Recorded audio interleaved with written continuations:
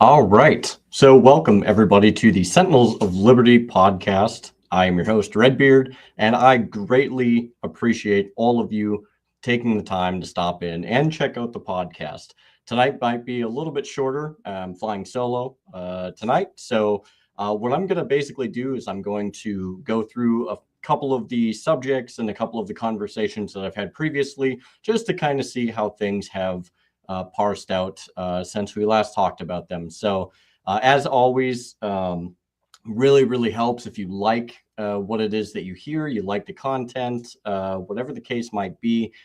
Feel free to do a like, throw me a subscribe if you really like it. You don't have to, of course, it's entirely up to you, obviously, but it is greatly appreciated. So, some of the housekeeping that I have for this evening is I am still lining up, trying to get a few things squared away. One for the In Defense of Liberty segment, but also I'm hoping to be able to have on May 17th, potentially, the two wonderful people from the American Liberty Caucus who are going to also help try and teach everybody how you can go about drafting legislation, bills, putting all that stuff together, and eventually getting them into the flow or the quarry of how we can get these things moving forward and possibly even getting these things passed. So I'm really hoping that all that stuff is going to keep going and make it to that day. But, people's lives are busy and it's a chaotic time going into summer. So I'm just going to have to play this by ear, but I will let you know as soon as we get closer what the outcome of that is going to be. A couple other things. I'm working on trying to get a few other guests to come on, and I'm hoping sometime soon here that I will be able to get Sean Kennedy back from the American Liberty Caucus, and maybe even down the road have Tom Edlum come back and return for a few more segments if he's willing to do that. So without further ado, I greatly appreciate, as I said, having you here come on this episode this evening, and I hope you enjoy what we're about to talk about. So looking back at a few different things, one of the subjects that I talked about before was the subject of free speech and how this really gets impacted. And when I had my wonderful co-host, as he's so greatly known, is Blackbeard. And for those of you who have been on the CLS podcast, you may have seen him on there. But we had a discussion about the First Amendment and more in particular free speech. And I think that there is a really interesting and very precarious conversation happening here. I just want to throw a quick shout out to Learn Me Something who popped in. Greatly appreciate you coming on, brother. And I hope you enjoy the show this evening. We're in a situation to where the First Amendment is in a precarious position right now because what we've seen, and I think it's something that's persisted even since 2022, is we have a situation where we are having countries that are coming in and saying, we don't like it when Americans or people criticize us. We don't like it when they're critical of us. We don't like it when they are saying things about us necessarily that we don't like. And unfortunately, what we've started to see is some sympathy from the people that we elect to go forth and represent us and our needs and our, wishes, and ultimately people who are going to hopefully go forth and support liberty and the Constitution. And it turns out, without any surprise, that this is seemingly not the case. There's maybe on one hand, it may even be less, the people that are currently in Congress right now that actually care enough about you to support the fundamental liberties and rights that you have. And unfortunately, when it comes to places like Ukraine and Israel, your rights don't seem to matter, because what happens and what is happening is these countries will come over and they'll say, hey, we don't like that Americans are critical. We don't like the fact that they're not saying the thing. They're not doing the thing. They're not supporting the thing. And so as a result, we want to have these people censored. We don't want any of their opinions getting traction. We don't want them to be heard.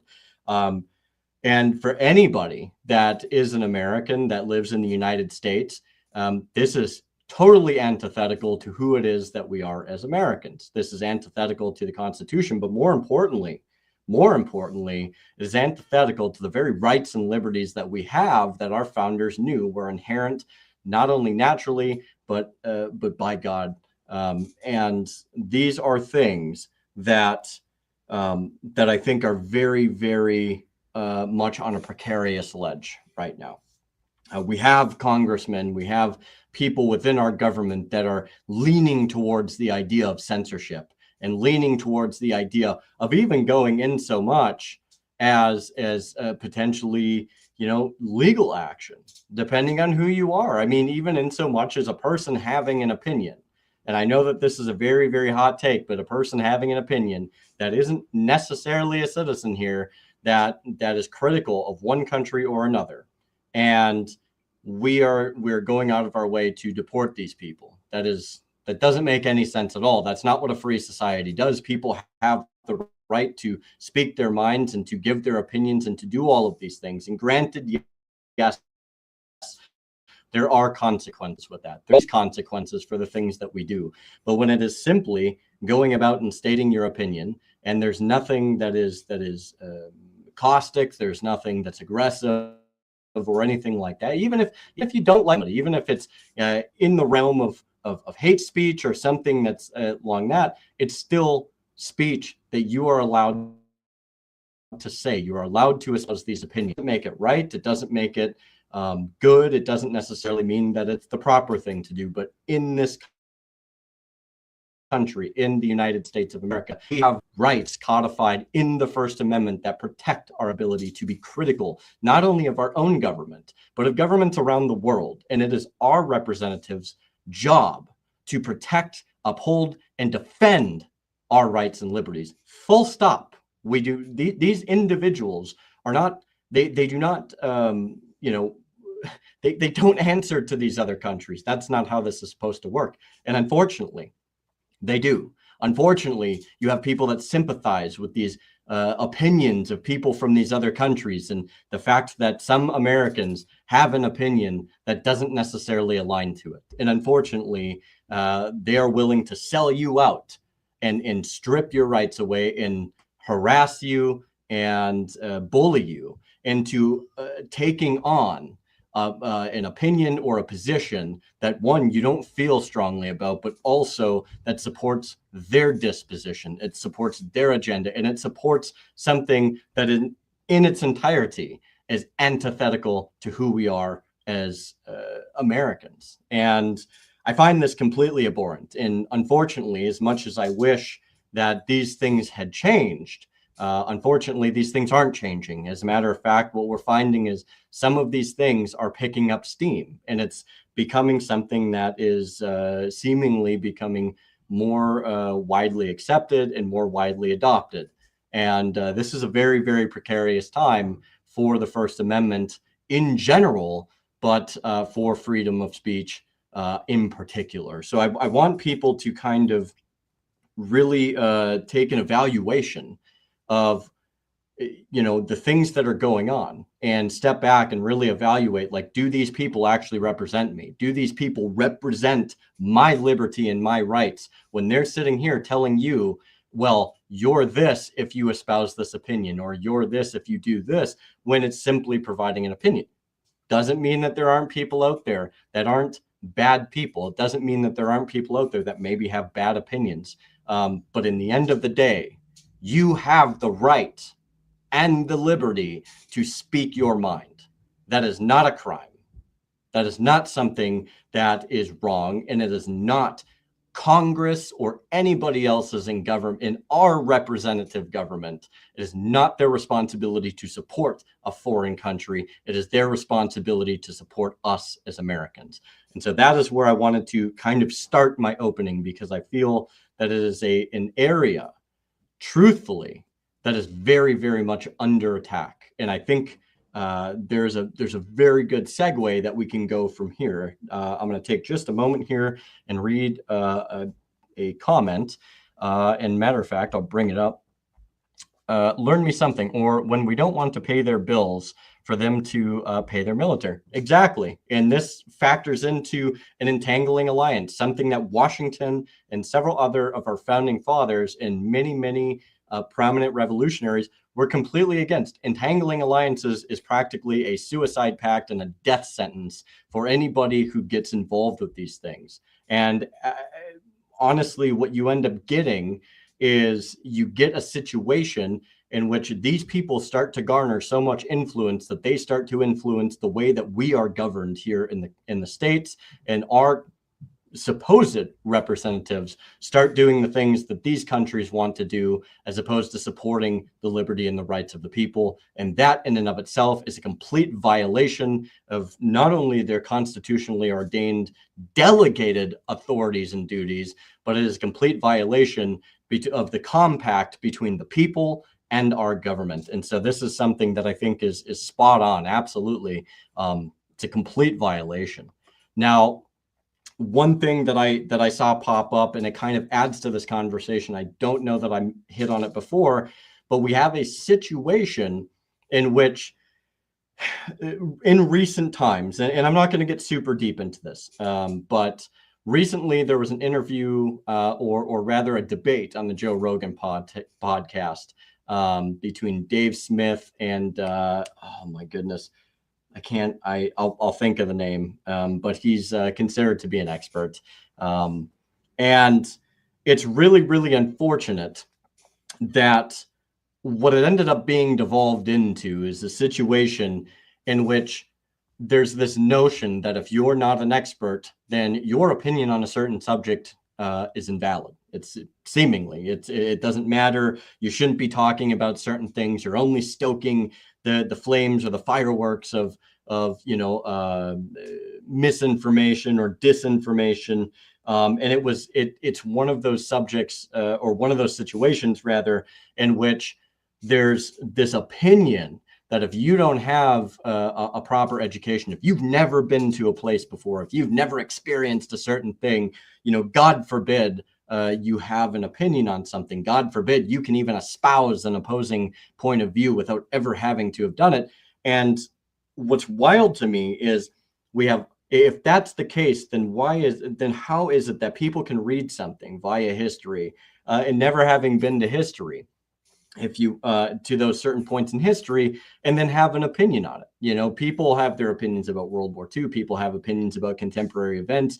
And to say that, if you're not an expert, if you don't have a background that's considered like the cream of the crop in order to evaluate something, that for some reason, well, you can talk about it, but you really shouldn't be talking about it. I think that's the most ridiculous and asinine thing I've ever heard.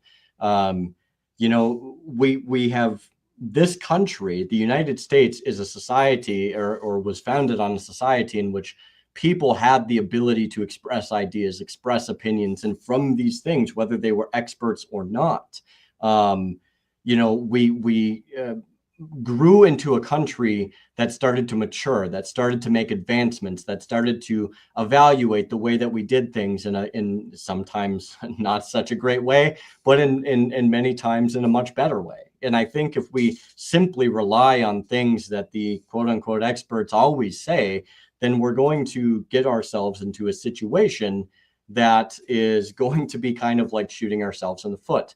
I.e., if you really want to get technical about it, we'll go back to COVID. Well, the data says, and has been saying for a very, very long time, that the experts are wrong. And now we're starting to see all of these different little tidbits that are pouring out little by little by little, that these experts not only got it wrong, but they may have caused more problems. And in fact, I believe that they have caused more problems than they ever helped. And some people might even go so far as to say that they have deliberately done this. There's a real danger in simply calling somebody an expert and believing everything that they say. But then when somebody else has an opinion that they're not capable or nor should they have an opinion. I think this is a very dangerous sentiment. And I think what it does is it promotes this idea of this is the line of dialogue you should adhere to. This is the line of dialogue you should believe, because this is the right line of dialogue. And in the end of the day, that becomes a very authoritarian, very controlling mechanism for people to just kind of submit to whatever it is that they're told. And as an American, that's very antithetical to who we are. We're very rebellious. We're very, we're a society of people that question the status quo. That's who we are. That's who we were meant to be. And to get away from that, I think, is very, very dangerous. It's a very, very precarious situation in which we simply just believe somebody who has a PhD or a doctorate, or is somebody who, supposedly says they know the law or the Constitution. But then it's like when you evaluate what it is that they say and you compare and contrast it to the founders, there's a huge difference, and there's a massive schism in what the actual intent of the founders was versus what you learn in a conventional law school today. So this is something that I think is a very, very precarious edge, and I just want to hopefully I'll be able to find, if you'll give me just one moment, because I think the context is worth it. Let's see.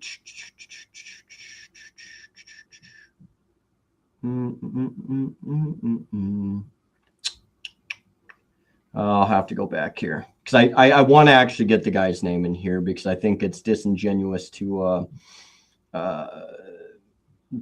kind of bring this up. Douglas Murray is the other gentleman who is considered to be an expert in I guess foreign affairs, foreign politics, the current situation that's taking place between Gaza or the Palestinians and Israel, and I believe that he also is considered to be somebody who's very knowledgeable as it pertains to Russia and Ukraine.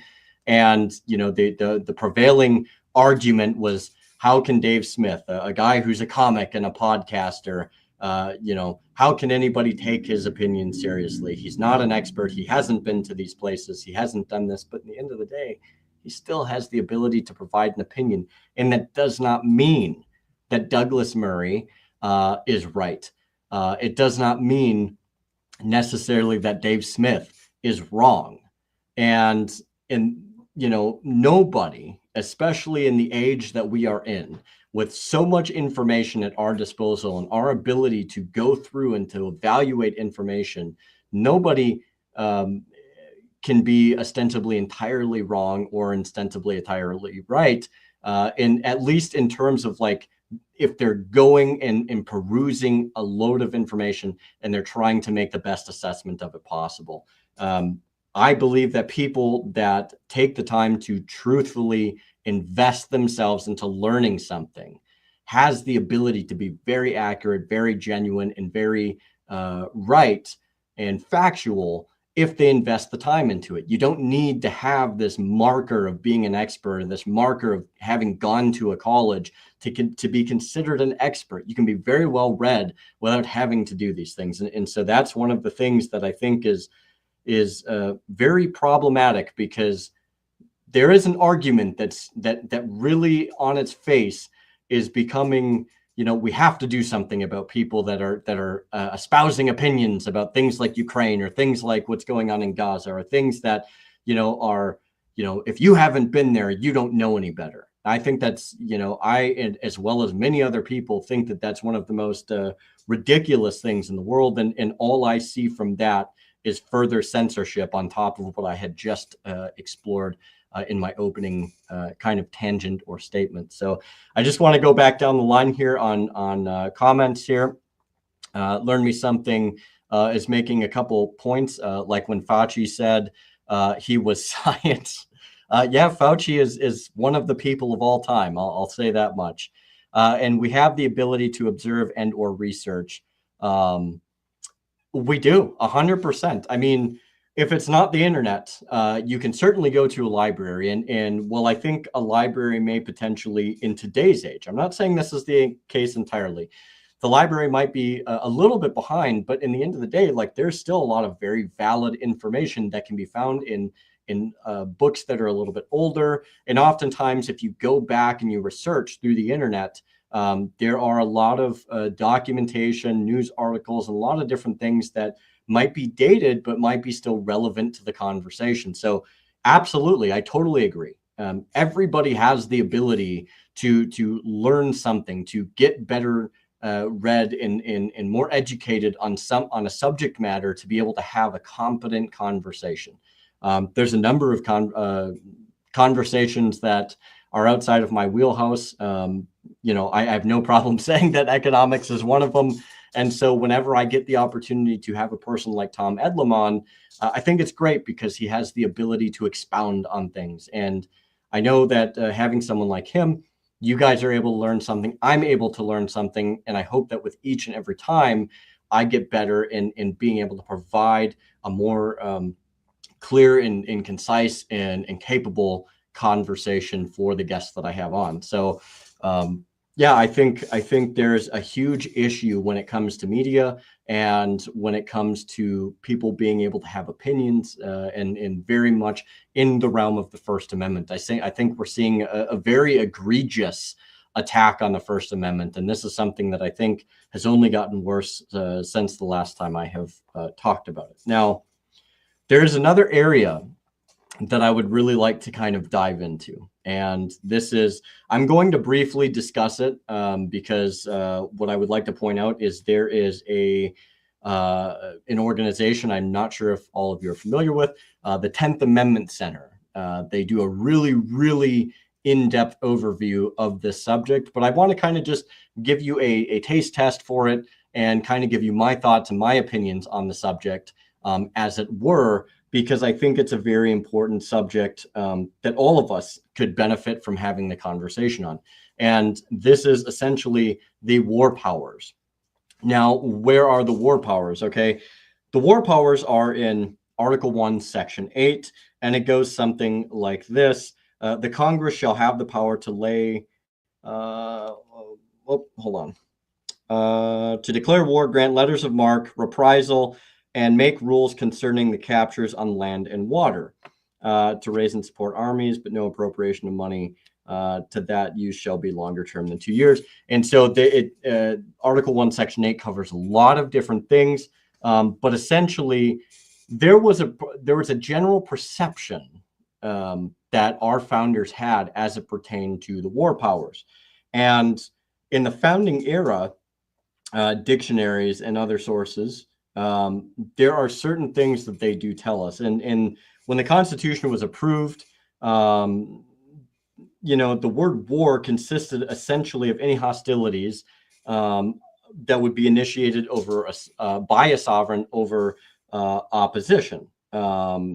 It's a pretty standard and or typical type of definition, but it's what was generally considered to be the norm back in that day. Now, there's a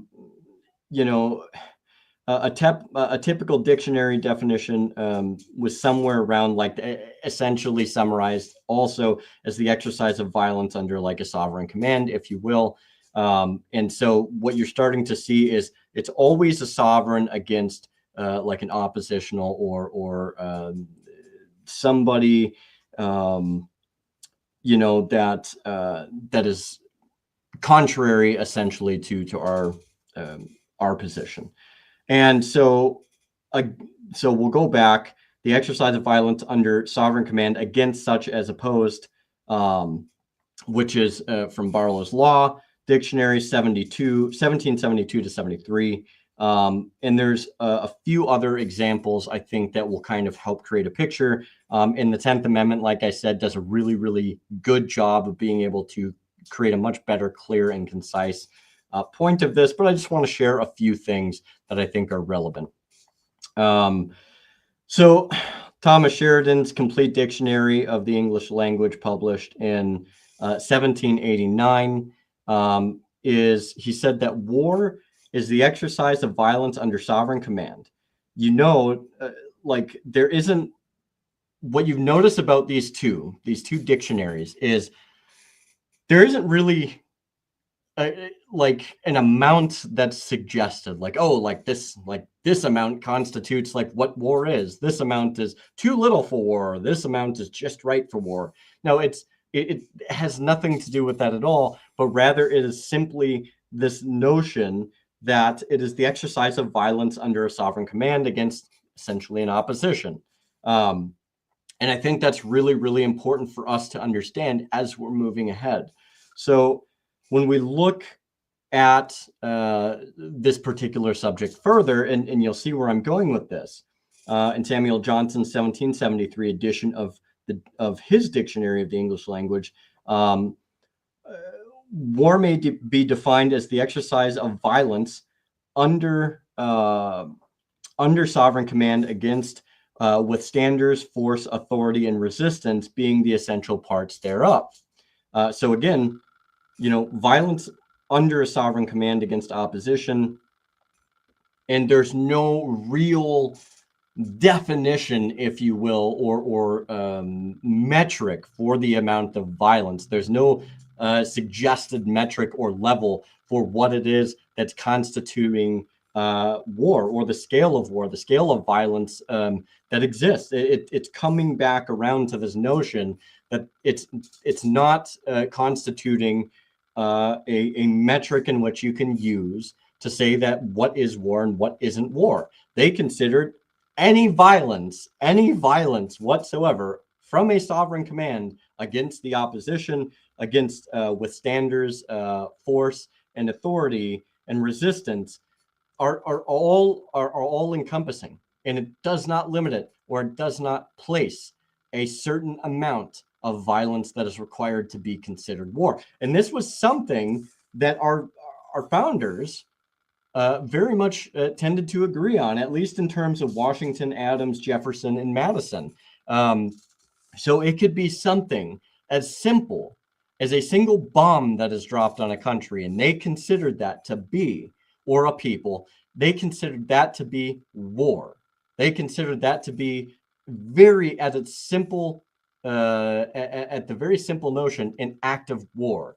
It could be an aggressive action, very, very minor in scale, would still have been considered war. So when we look at all of these exceptions, and we look at like, oh, well, like we're skirting and we're not doing all of these, and it's really not all of that. Well, the founders thought otherwise. The founders didn't put a metric on what war was, and they didn't put a scale on what war was. They simply just said that it was or they had adhered to the definitions thereof, that it was simply an act of violence from a sovereign command to an oppositional force, withstanders, resistance, authority, etc.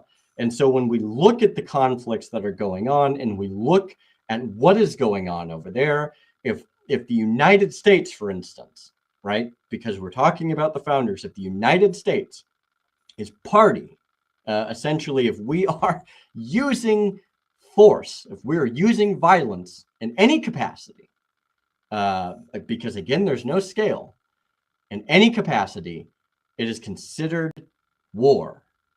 That is what our founders understood. That is what they followed. These are the definitions that they took.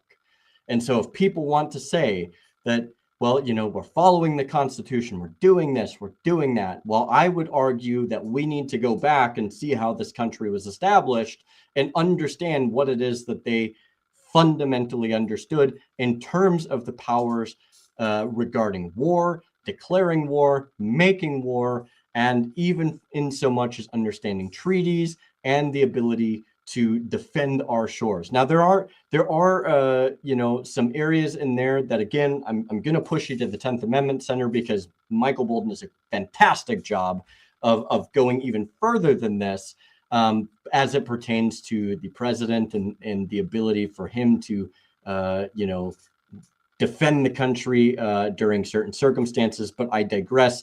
When it comes to war, it is an act of violence. It is not something that is regarded to any particular scale or any metric. It is a simple act of violence against opposition. against resistance, force, authority, withstanders, etc.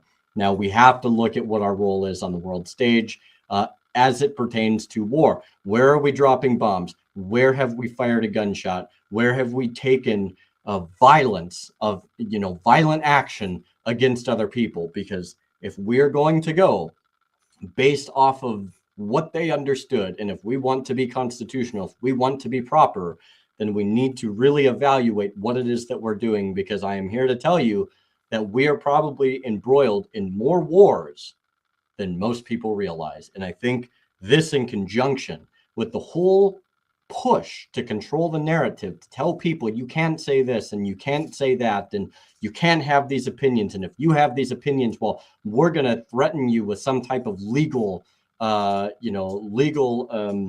action.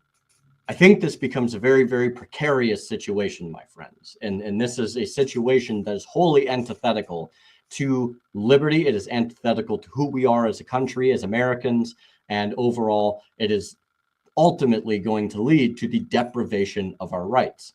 Now, I feel very strongly when it comes to war, when it comes to the First Amendment. And I think what we start to see is a situation that really starts to depreciate all other things. We start to see the military-industrial complex. And Tom Edlam and I had this conversation a couple different times, both in the economic and then our most recent episode regarding fascism, that there are factors when you look at war, when you look at the military-industrial complex, how that affects our economy, how it tends to centralize all of this power and all of this control to the government. And it creates a very, very serious and precarious situation.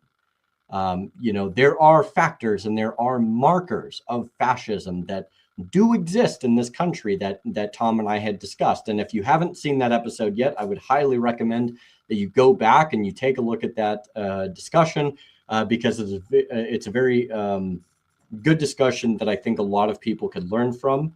And it's not the woke sentiment of what fascism is. It's not this idea of equating something necessarily with Nazism. It's a real good look at what the markers of fascism are, where they exist, and how they affect our society, as well as how they affected societies around the world. And so what you're starting to see with these discussions that I've had, and I hope that you've been able to figure this out, is all of these discussions depict certain instances or certain situations or certain conversations that impact liberty in so many different ways.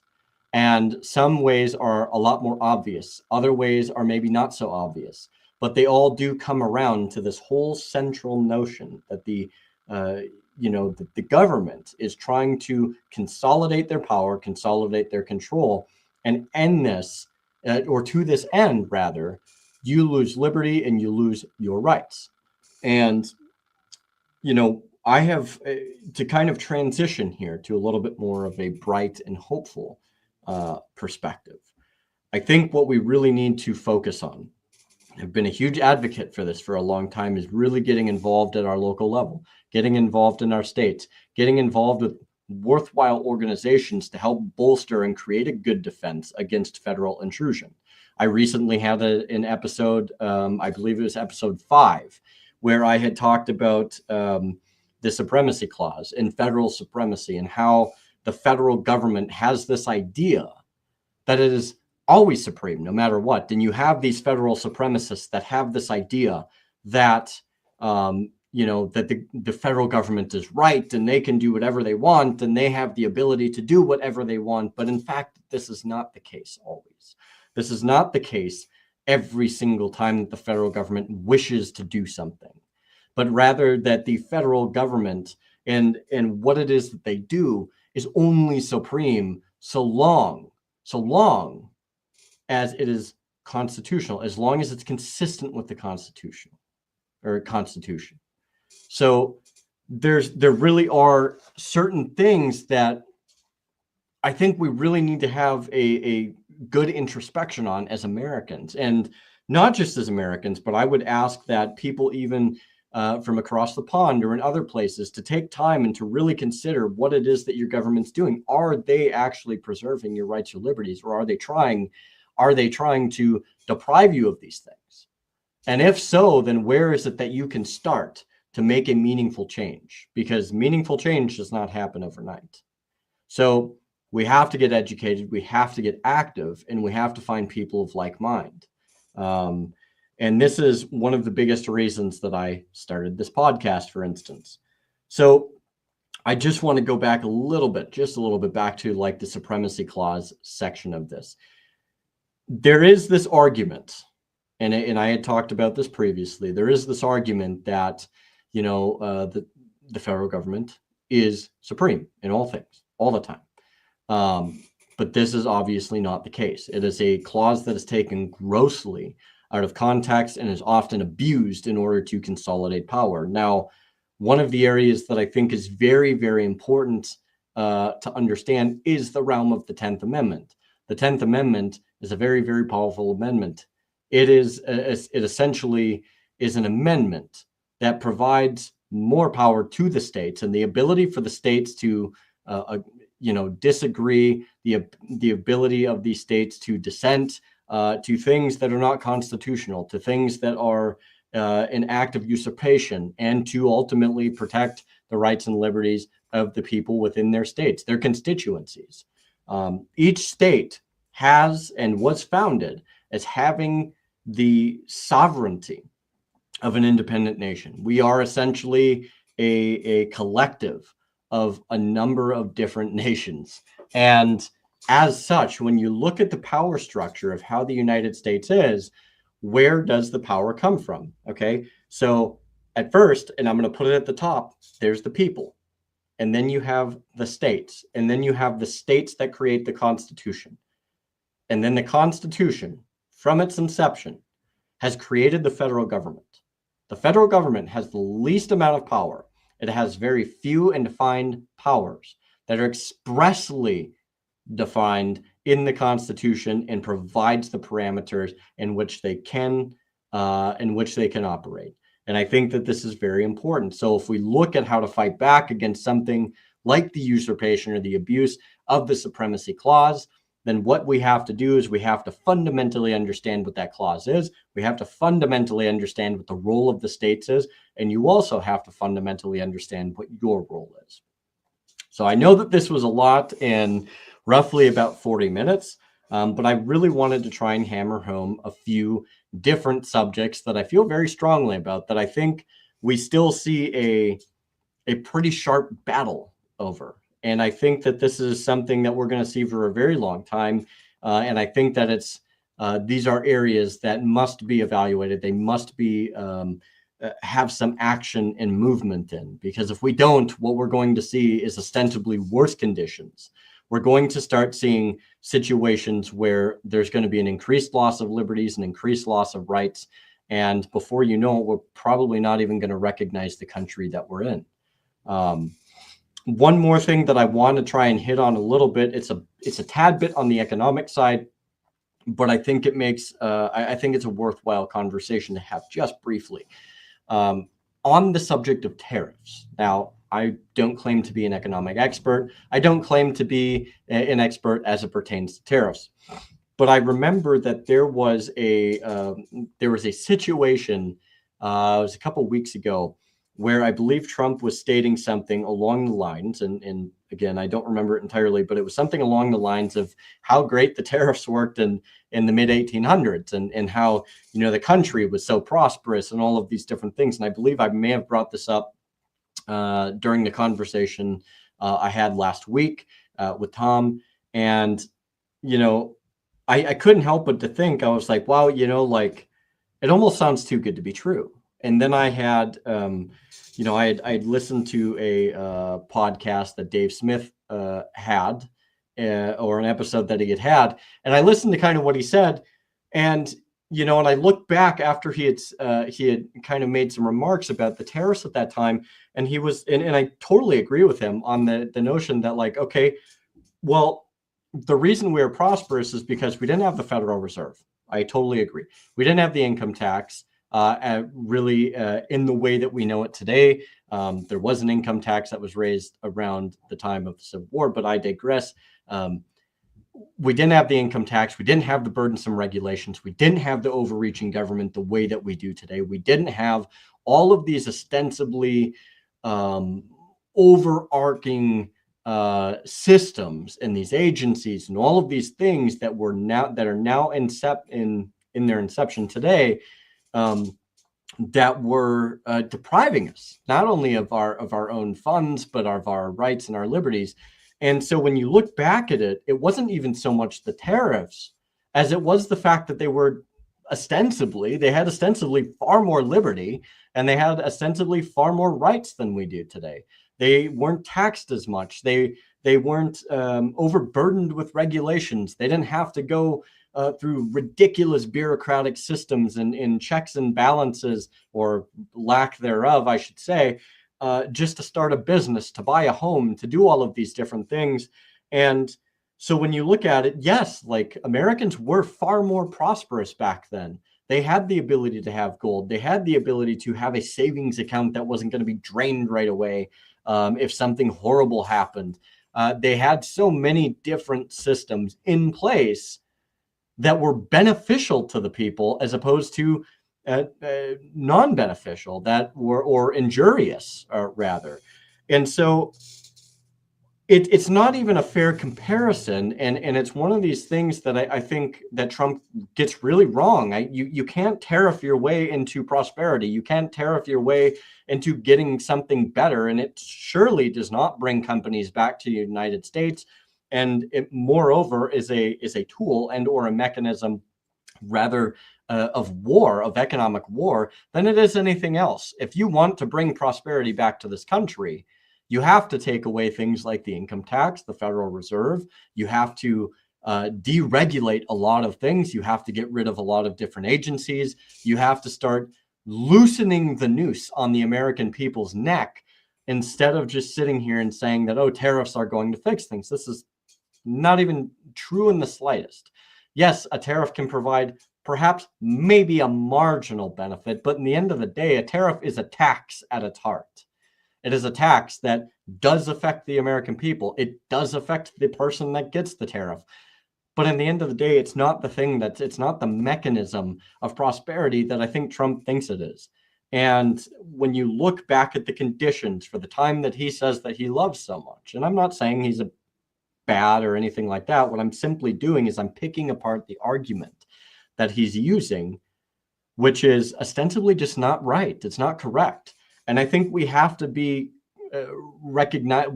cognizant of this type of thing, because when we have people that point at certain eras and certain things, very specific things, mind you, we have to evaluate this and see, like, okay, is this true? Is this not true? And what are the factors and the markers that played a role into the success and or failure at that time, and can they be applied today?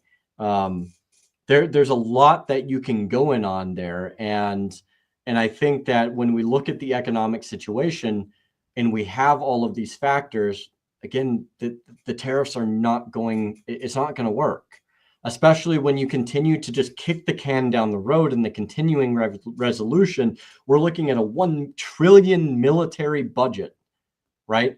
A ridiculous amount of money for the military industrial complex. You know, it's amazing to me that you have something that's like Doge, that was supposed to make cuts, like meaningful cuts that were going to make a difference. And perhaps maybe there still might be. But when you have a budget that eclipses virtually more things than not, how do you make a budget out of that? How do you make a cut out of that? There's not enough cuts in the world that's going to make up for $1 trillion. Not nearly enough. At least not right now. And so I think it's kind of laughable that we have a situation in which they say, like, well, you know, we're going to bring cuts and we're going to bring prosperity and we're going to do all these things, but yet they continue to do the same things that every previous administration has done to some degree. Maybe it's a little bit different here, or it's a little bit different there. But in the end of the day, when you kick the can down the road and you don't make any meaningful changes whatsoever, especially when it concerns a continuing resolution, you're not cutting things in terms of taxation, it becomes very problematic. And so I think we really have to take a look at this. And I know that there's people out there that really love Trump, but I'm here to tell you that in the end of the day, if you want to start fixing this country, if you want to start fixing the problems, you have to look in your backyards. You have to look in your communities. You have to secure your states. Securing the states is the biggest move that you can make to bringing constitutionality, liberty, and the defense of your rights back to the forefront of what it is that we do here in this country. Without that, without you being involved, and you have to be involved far more than just the ballot box, it's just going to be more of the same. It's just going to be more of the same. It's insanity. It's doing the same thing over and over again, expecting a different result. And so if there's anything that I would hope that people get out of this today, is not only just to kind of reconsider some of the subjects that I've talked about, but also to reconsider what it is that you're involved in, what it is that you're doing, what it is that you could be doing more of, or perhaps doing less of, or whatever the case is, in terms of helping your state get back to where it needs to be, in terms of getting your community back to where it needs to be. You know, we really have not been good stewards of our liberty. We've not been good stewards of our rights, but more precisely in those things, we've not been good stewards of our communities. We've not been good stewards of our states. And so I think as a result, that's where you start to get so much of this overreach, so much of, you know, this federal government consolidation of power. And with this, so many ostensibly horrible situations and first, second, third order of effect type waves, if you will, that I think we all feel and you know, kind of see today. So that's something, you know, I don't want to drag this out too much longer, but I hope it's something that you all kind of are able to step back and kind of evaluate these things. You know, are we actually being constitutional here? Are we actually doing things that support the United States, the American citizens that live in the United States, that support our liberty and our rights, that's are, you know, are consistent and pursuant to the Constitution as said in the Supremacy Clause? You know, the federal government is supreme in pursuant, essentially, with the Constitution, right? So is our government, are our representatives pursuant, are their actions pursuant to the Constitution? Do they defend our rights? Do they defend our liberties? If they are not, then we should not be accepting these things. We should be nullifying these things. We should be voiding these things. And I'm here to tell you, you cannot comply your way out of tyranny. You cannot comply your way to a better spot. We have to get involved, people. We have to make a stand, and we have to do it not simply for ourselves, but for our posterity, for the people of our future, for our children and their children and the generations to come. This is not a problem that's ever going to go away by simply checking a mark on a ballot box and then walking away and watching what happens. We have a fundamental role in this country. We have the ability to say no. We have the ability to air our grievances and to say the things that we want to say, especially about our government, most importantly, but especially about if we disagree with somebody not in our government, if we disagree with people outside of our realm, if we disagree with, you know, a war that's going on, or if we want to contest something, or if we want to have an opinion on what's going on, or if we want to get active in something, we have the ability to do that, and we must do that. We must do that because that is on us. What we get is I can't help but feel that what we have received thus far is what we have allowed. It is what we've tolerated. It's what we have complied to. And at what point do we say enough is enough? At what point do we say no more? We have to do something, and we cannot do something until we become educated, until we know how to fight back. And most importantly, to understand fundamentally what we're fighting for. You can't possibly support something that, to a basic level, you don't fundamentally understand. And I don't think that people either truly understand or truly care when it comes to the constitutionality of things, or when it comes to liberty, or when it comes to rights. There has to be an investment made. And so I'll kind of leave you with that. Like I said, this is going to be a little bit shorter, but I want to leave you with that because I think it's a very important note to end on. There is light. There is hope in the end of the tunnel. But we have to be involved in that hope. We can't just sit around and wait for it to come. And one of the best things that I ever heard was not to ever mistake movement for action. And I'm here to tell you, when it comes to people like Pam Bondi, when it comes to so many other people that were appointed in their positions, I'm here to tell you they're doing a lot of moving with their lips, but there's no action. We don't want photo ops. We don't want, subtle nothings whispered into our ears. We want constitutional government. We want a government that supports the people. We want a government that supports our rights and our liberties, not one that deprives them. And certainly not one that deprives them at the behest of another country, not liking what it is that we have to say, not liking the values that we have in this country. We are not that country. But we will be if we're not careful. And we might as well have just flushed the American dream, the American way of life down the road if we allow that type of behavior to be the status quo. If we allow our representatives to go rogue and do the whims of another country, to violate our rights, to violate our liberties, to tell us what we can and can't do. If we don't put up a bulwark today, there may not be a tomorrow, at least as an American. And we have to be very precarious and we have to be very cautious on this precarious ledge in which we stand. We are at the precipice and we've been there for a while. So it's incumbent upon you and me and so many other people that we have to get involved. And I've said this before, and as much as I think that coming on here and providing my opinions and my feelings and hopefully some education and some facts and some points and stuff like that and potentially history, as much as I do think it helps, there's so much more that I can be doing, that I am doing, and that I should be doing. And if we're honest with ourselves, if we are truly honest about what we are doing, most of us are not doing enough. We're not even close to doing enough. And we need to do more, and that requires sacrifices. But it really depends on the type of America, the type of country, the type of state that we want to have down the road, the type of place that we want to leave for our children, for our posterity. And so that is what I want to leave everybody on.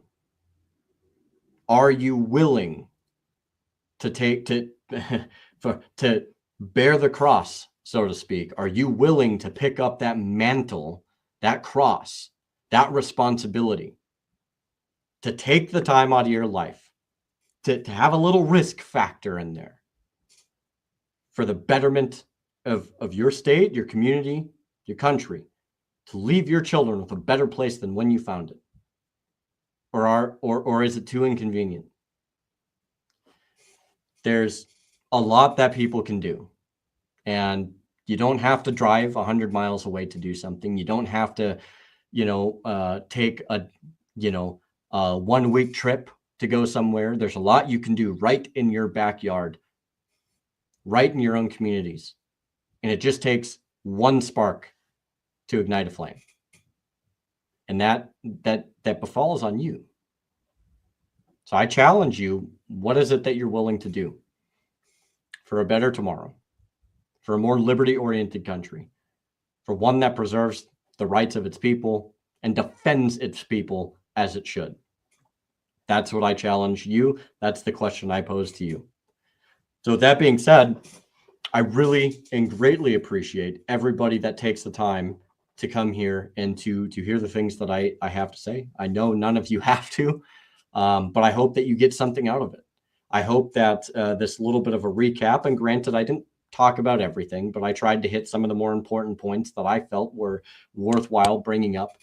I hope that you're able to get something out of it, that you were able to learn something, that you were able to walk away a little bit more knowledgeable and perhaps with a little bit more introspection and reflection on what you're doing and what you could be doing or whatever the case is.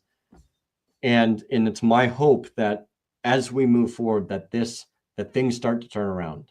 I really believe that we have a place in a country worth saving. I believe that my state is worth saving. I really do. And I believe many other places are worth saving, but we all have to be involved, guys. It's just going to take a lot of work. So with that being said, thank you so much for coming out, supporting the message, supporting the podcast, Sentinels of Liberty. We or I guess because I'm the only dummy here. I really appreciate it, man. And if you like what you see, again, shameless plug, please like and subscribe, share it, just put it out there, let people know if you think that they might be interested. It would be greatly appreciated. And as always, I do the best that I can to try and respond to comments. And I do everything that I can to do that in a timely fashion. And if you have questions for me, leave your questions in the comment section below, and I will do the best that I can to address them. And I may be considering possibly having a chat maybe down the road set up for those of you who want to get more in depth on the conversations and possibly getting more into some of the subject matters that we talk about. And I will try to, if it's possible, I will try to get some of my guests to possibly be a part of that as well. So if you have any specific questions for them, that they might be able to help answer those as well.